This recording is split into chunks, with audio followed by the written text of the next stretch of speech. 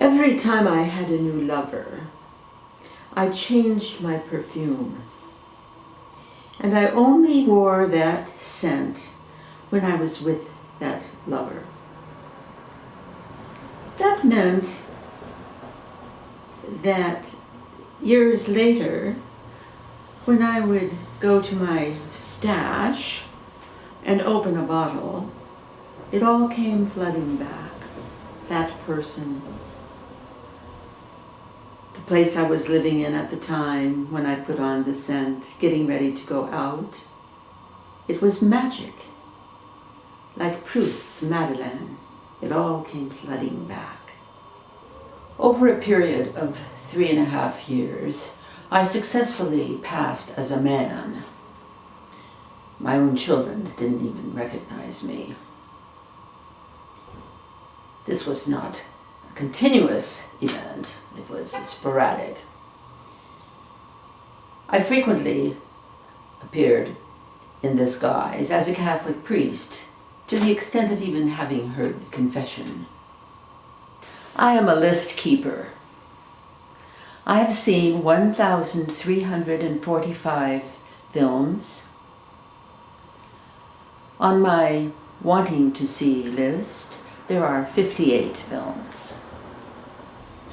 I attended a performance of Wagner's Die Meistersinger, wearing a parachute. I was accompanied by 2 dashing men. We had 3 holes cut in the parachute. I was in the middle. One gentleman was on either side.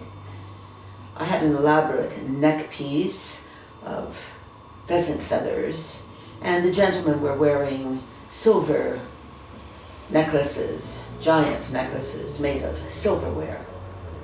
It was an army surplus parachute, a beautiful olive color, and rippled when we walked up the grand staircase to take our seats in the front row of the grand tier.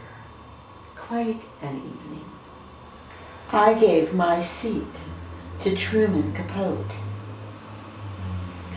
It was at a midnight performance of the Coquettes, that outrageous group, at the Palace Theater in North Beach. The place was packed, and I had a wonderful seat in the 4th row. And then in he came with his entourage. "Oh, I need a seat, where's the seat? I need a seat." Of course, the obvious thing was to give him my seat. I sidled out, he crawled in, and I think had a wonderful time. Generosity pays off, however, because having given him my seat meant that when that darling little soubrette type flung her used Kotex out into the audience, it hit him in the face.